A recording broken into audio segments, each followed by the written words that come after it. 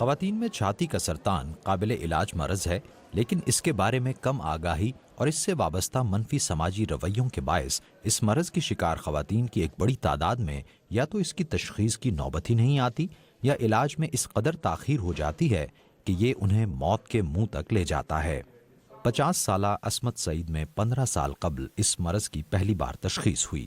8 سال بعد مجھے دوسری سائڈ مطلب پہلے لیفٹ پہ ہوا تھا، پھر رائٹ سائڈ پہ ہو گیا۔ ایک لمحے کے لیے تو میرے دل میں خیال یہ آیا کہ نہیں، پہلے بھی میں نے اتنا کچھ کروایا تو دوبارہ ہو گیا تو میں پھر کیوں کرواؤں۔ تو ایک یہ موٹیو تھا میرے لیے، میرے بچے کے، میں نے ان کے لیے زندہ رہنا ہے،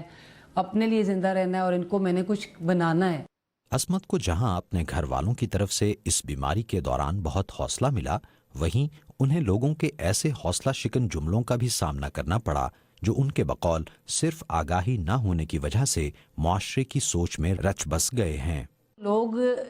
مطلب بجائے اس کے کہ آپ کو وہ آگے حوصلہ دیں، وہ آپ پہ ترس کھانا شروع کر دیتے ہیں کہ او ہو یہ تو ڈیزیز ایسی ہے، آپ کا کیا بنے گا یہ، لیکن یہ آپ کو خود سٹرونگ ہونا پڑتا ہے۔ ایک دہائی سے زائد عرصے سے پاکستان میں چھاتی کے سرطان کے بارے میں شعور و آگاہی پیدا کرنے کے لیے کوشاں غیر سرکاری تنظیم پنک ریبن پاکستان کے عہدیدار عمر آفتاب کہتے ہیں کہ اتنی بھرپور مہم کے بعد ماضی کی نسبت لوگ اب اس بارے میں بات کرنے لگے ہیں، جو کہ معاشرتی رویوں میں کسی قدر تبدیلی کو ظاہر تو کرتی ہے، لیکن صورتحال اب بھی اتنی تسلی بخش نہیں۔ ہم جب اس کو گراس روٹ لیول پہ دیکھتے ہیں تو ابھی بھی ہم دیکھتے ہیں کہ بہت ساری خواتین